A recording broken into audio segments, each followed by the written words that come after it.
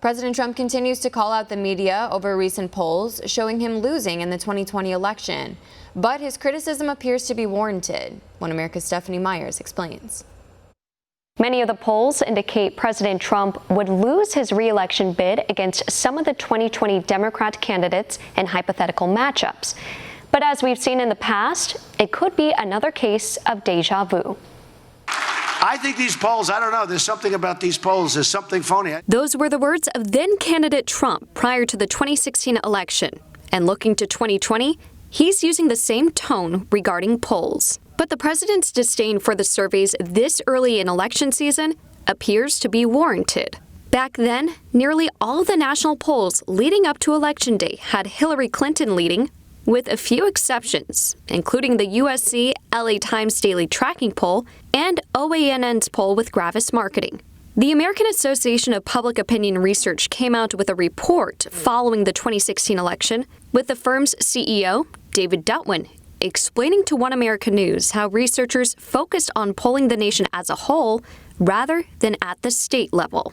And, there's thinking that Trump made some very positive gains in those last 2 weeks in some of those upper Midwest states. So the polls didn't really catch that because they weren't really in the field up until the last minute. Dutwin emphasized the importance of polling at the state level, given how the Electoral College works. The APOR report also delved into the shy Trumper effect, the idea that voters who participated in pre-election polls did not reveal themselves as Trump supporters until after the election. However, the report notes there was no evidence to support that hypothesis.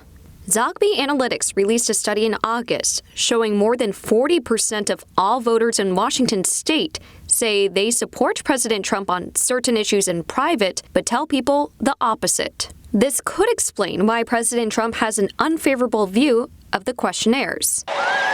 And I saw some fake polls put out by the fake news media.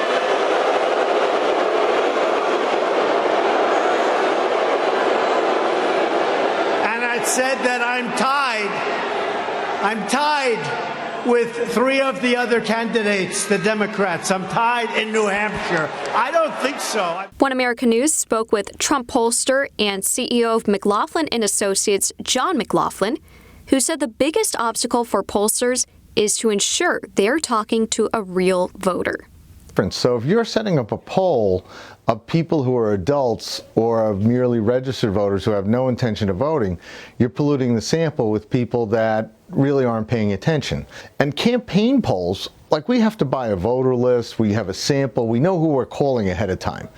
McLaughlin also pointed out how there were more residents in the Rust Belt region going to the polls than the media anticipated.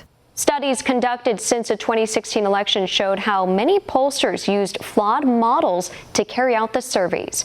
Researchers are urging the public and candidates to not rely on the polls this early in the election season, as a lot can change leading up to Election Day.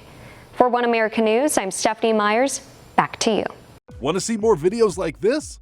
Click on the link below and subscribe to One America News on YouTube, and call your cable provider and kindly demand that One America News is added to your lineup. Call and subscribe today.